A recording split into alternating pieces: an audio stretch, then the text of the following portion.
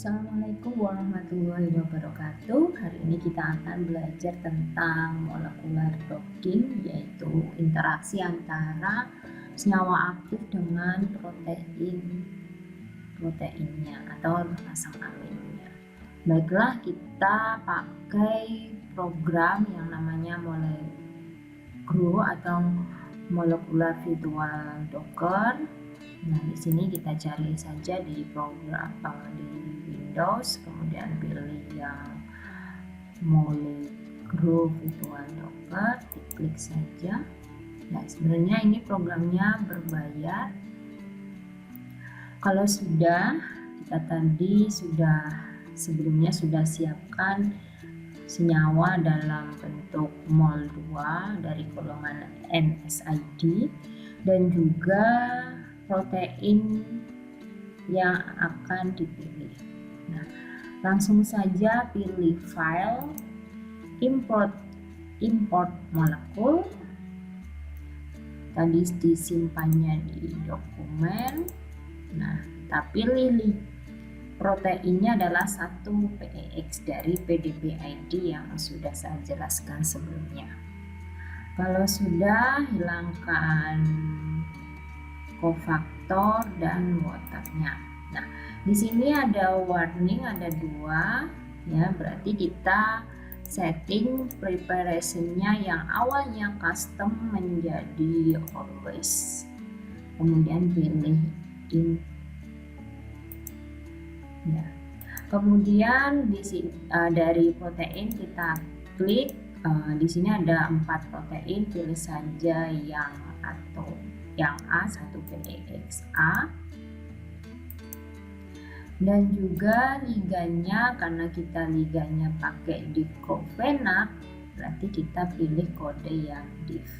Kita centang dulu semua, hilangkan centangnya, baru deh kita pilih div 701. Nah, kalau preparasinya sudah disetting always, maka kita bisa import.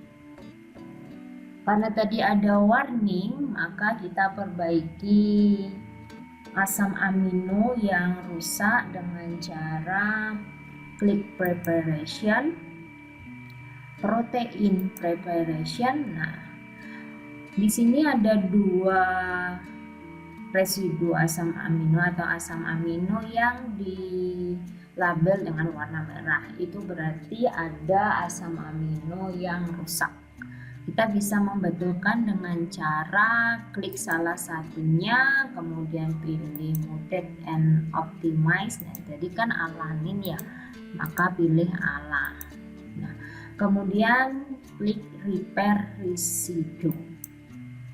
Nah, di sini karena ada merah-merahnya bahwa tidak dapat harusnya ini kalau sudah benar, maka dia akan berubah menjadi biru atau tidak berwarna seperti ini, seperti pro, cysteine. Nah, begitu juga kita coba yang ASN, bisa enggak kita repair. Oh, ternyata di repair tetap tidak bisa. Kalau misalnya tidak bisa, ya kita close saja. Kemudian kalau sudah, maka kita lakukan detect cavity. Nah, cavity ini merupakan ruangan di mana ligan itu akan berada. Nah, tadi kan ligannya memakai diclofenac yang A. Nah, kita hilangkan proteinnya dulu untuk memudahkan. Maka kita klik saja preparation, detect cavity. Nah, di sini maksimal number cavity bisa kita rubah-rubah ya. Jadi kalau tidak ada masalah kita pakai 5 saja. Tapi nanti kalau misalnya cavity-nya atau senyawanya tidak ada yang berada di cavity, maka kita bisa tambahkan beberapa jumlah cavity. Nah, yang kita coba saja, umumnya kita pakai 5, maka deteknya adalah 5. Nah, seperti ini ya. Kalau misalnya tidak masuk, maka detectability-nya bisa kita tingkatkan.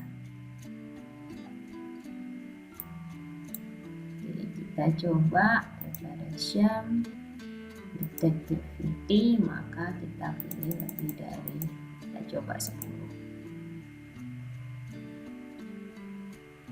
Nah, kalau 10 ini dia muncul, jadi protein senyawanya akan masuk ke dalam cavity yang sesuai.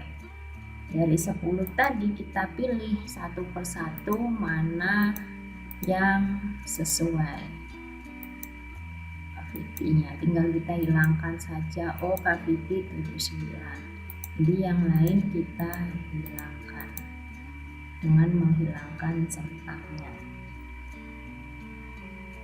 Nah, kalau sudah, kita coba lihat kondisi awal dari ligan ini sebelum didocking dengan cara view hydrogen bond interaction. Jadi untuk melihat bagaimana interaksi hidrogennya, nah seperti ini ya, kita hapus saja. Untuk memudahkan dalam melihat, maka kita setting saja proteinnya dengan merubah tampilan dari protein. Biasanya kita pilih rendering, kemudian klik protein, pilih saja yang wireframe. Nah, maka dia akan lebih jelas untuk dilihat seperti itu. Jadi ini bisa kita rubah-rubah ya, liganya juga tampilannya. Kalau mau membentuk tampilan stick, maka bisa dipilih yang stick. Kalau untuk mau melihat dalam bentuk ball and stick, maka bisa dipilih ball and stick. Ya, jadi seperti itu. Kita pilih saja yang stick. Nah, jadi tampilannya seperti ini. Nah, untuk melihat dua dimensinya, maka kalian bisa klik ligand mapping. Maka akan tampil gambaran dua dimensinya di sebelah kanan. Untuk melihat interaksinya, maka klik show interaction. Nah, ini diturunkan saja. Nah, ini interaksi hidrogen dengan tirosin 385. Anda juga klik elektrostatik dan steriknya. Nah, di sini ada residu asam amino yang berikatan hidrogen dan sterik dengan ligannya.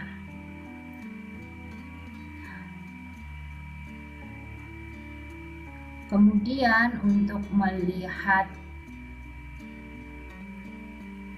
bentuk tiga dimensinya yang sesuai dengan dua dimensi, jadi interaksi tiga dimensi yang sesuai dengan dua dimensi, maka kita pilih hide residue.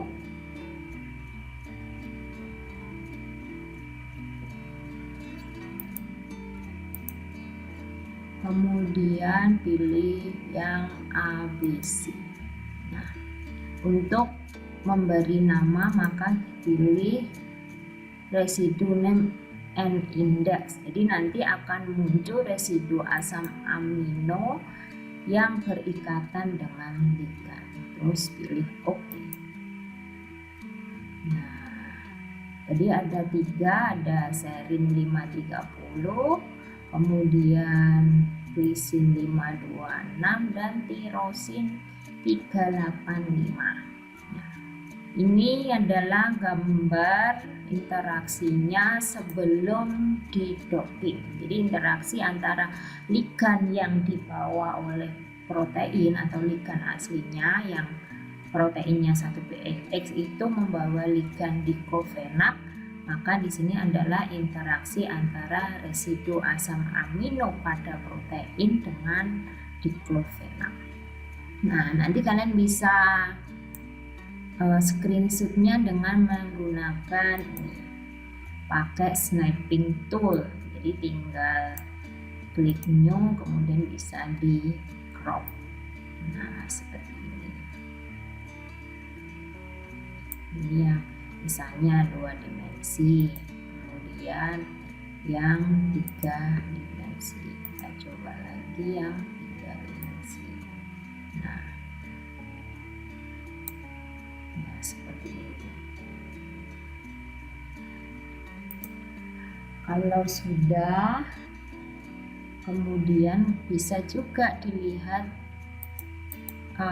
energinya. Nah, ini energi, total energi, kita klik saja total energi, kemudian digeser ke kanan dan kiri.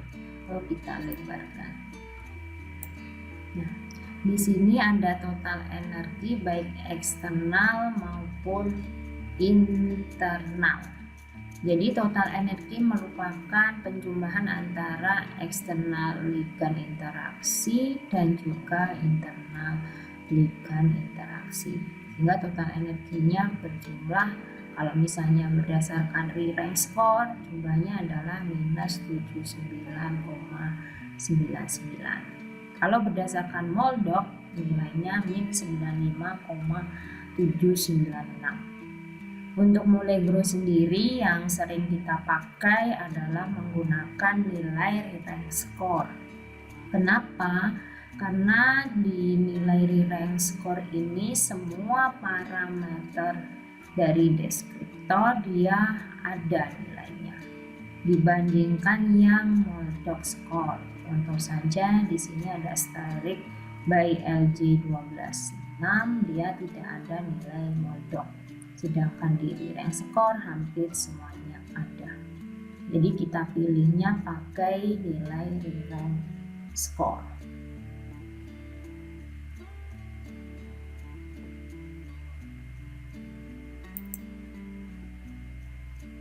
Nah, jadi seperti ini. Kalau melihat lagi bisa dilihat saja. Nah, jadi seperti ini. Oke, karena sudah, kita reset saja untuk memulai domainnya dengan cara view reset view.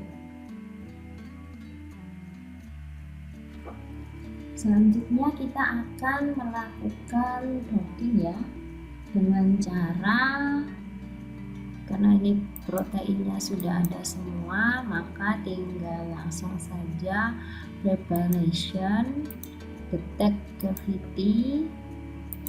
Oke,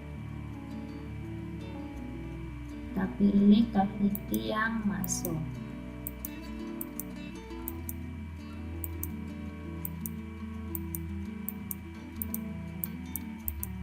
Nah, berarti cavity yang volume 80,38. Selanjutnya adalah pilih docking wizard, klik from external data source. Karena kita pakai banyak senyawa, pilih yang dir. Kalau hanya satu senyawa, pilih file. Pilih dir, nyawa kita adalah NSAID, klik saja, terus pilih OK, terus tekan OK. Kalau sudah, kita next. Nah, ini kita sesuaikan ya radius, tapi karena nanti senyawanya mungkin agak besar, jadi radiusnya tidak apa-apa, normal aja 15.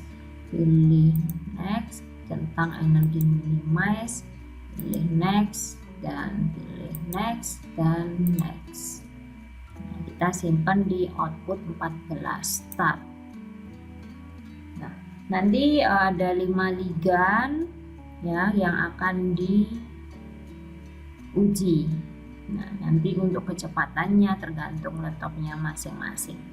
Setiap satu ligan akan dicek 10 kali ya untuk nilai re-rank score ataupun MOLDOC score. Jadi kita tunggu saja hasilnya. Mungkin kalau 5 giga ya sekitar 5 menit tergantung laptopnya.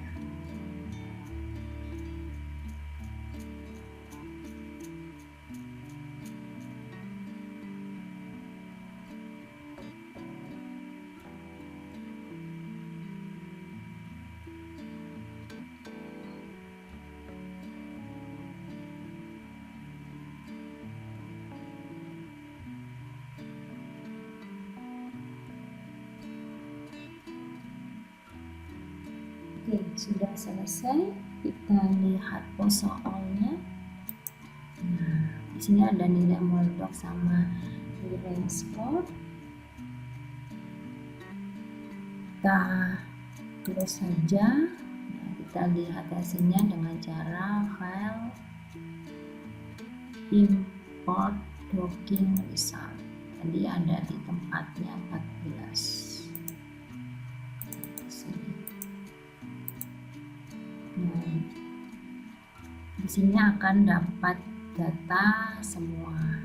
Kemudian klik on the show top 1. Nah, jadi yang paling nilainya paling kecil atau angkanya yang paling besar adalah selekoksid. Itu berarti senyawanya paling aktif. Ini tadi 1 adalah ibuprofen ya, keluarnya hanya karena penulisnya tadi 1 ibuprofen sehingga keluarnya adalah angka 1. Kemudian kita centang semuanya, terus klik OK, maka dia akan masuk ke pose. Nah, di sini ada yang keluar dari apa ini yang keluar?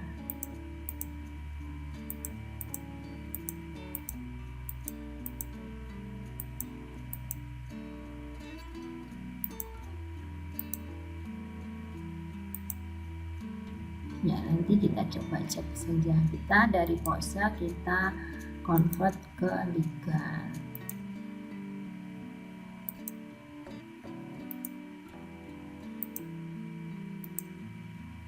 Ini convertnya satu-satu ya.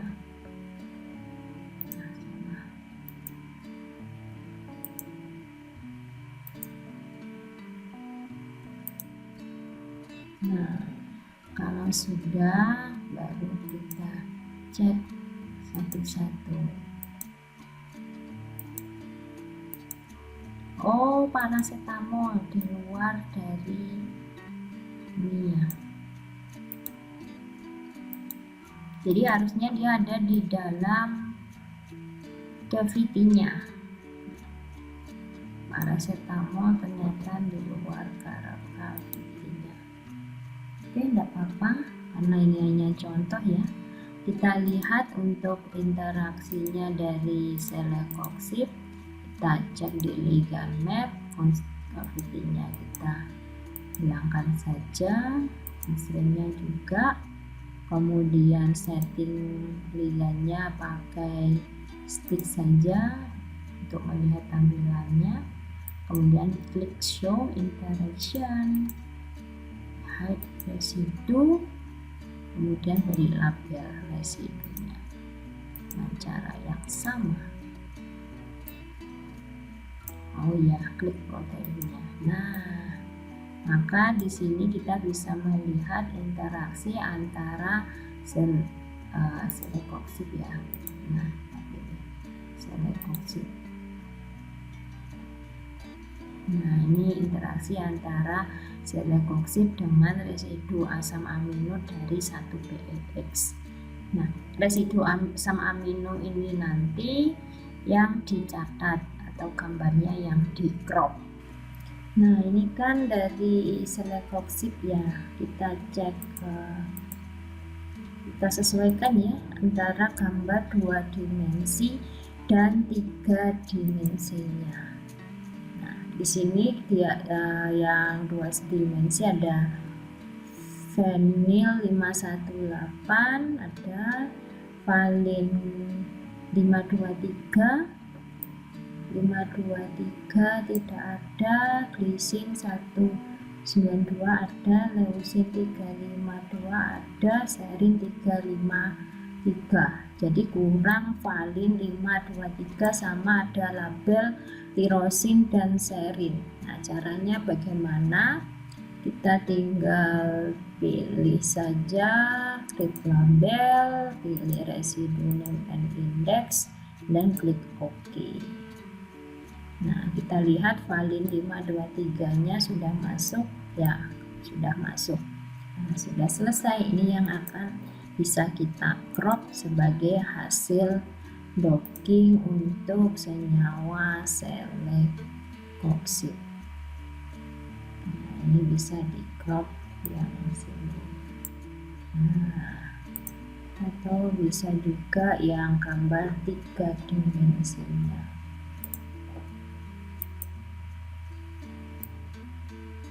Ini yang nanti dilaporkan di jurnal ataupun di laporan skripsi. Oke, seperti itu. Terima kasih atas sudah bersemangat mendengarkan. Wassalamualaikum warahmatullahi wabarakatuh.